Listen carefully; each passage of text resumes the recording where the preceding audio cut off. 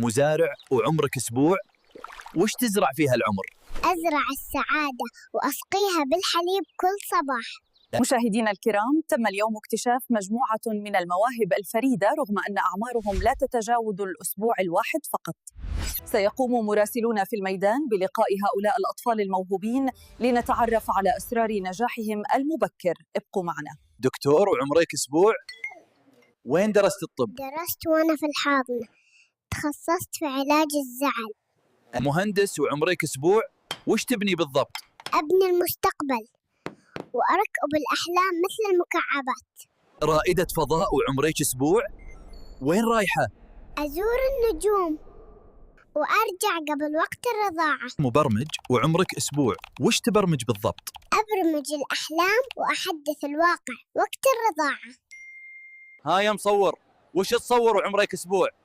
أصور المستقبل وأطبع الذكريات بالحليب. كيف تكون كهربائي وانت ما جربت الكهرباء؟ أوصل لك التيار قبل ما تقرب. ها يا مذيعة، تقدمي الأخبار وعمرك أسبوع؟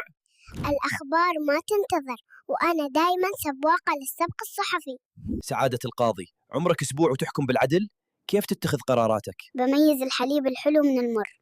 والحق واضح مثل الشمس. ما شاء الله، مصممة وانت عمرك أسبوع، من وين تجي الأفكار؟ ألهمني الحليب. والألوان تجي بعد تور رضعة. ها يا عسكري، تنظم السير وعمرك أسبوع، ما تتعب؟ أنا ما أتعب، السيارات هي اللي توقف لما أشوفها. كابتن. تسوق الطيارة وعمرك أسبوع، كيف تتعلم الطيران؟ أنا ما أطير، الطيارة هي اللي تمشي على مزاجي. ها يا مخرج، كيف تدير التصوير وعمرك أسبوع؟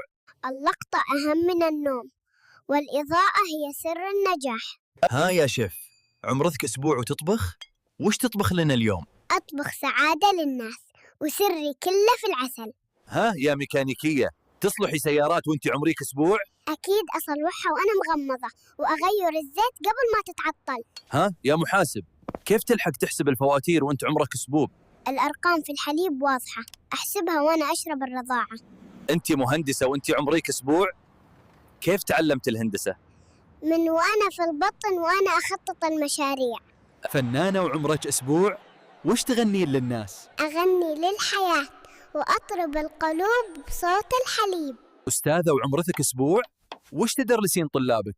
أعلمهم الحب وأشرح درس السعادة بالحليب. بطل معافي وعمرك أسبوع، وش تنقذ بالضبط؟ انقذ الحليب قبل يغلي، وانقذ القلوب من الزعل. رئيسة مجلس إدارة وعمرك أسبوع، كيف تديرين المشاريع؟ بالتخطيط وقت الرضاعة. والاجتماعات بعد النوم؟